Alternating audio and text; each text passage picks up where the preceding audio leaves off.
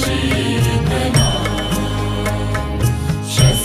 श्यामलां मातरं वन्दे मातरम् शुभ्रज्योत्स्ना पुलकितयामिनी फुल्लकुसुमिता द्रुमदलशोभिनी सुहासिनी सुमधुरभाषिणी सुखदां वरदां मातरं वन्दे मातरम्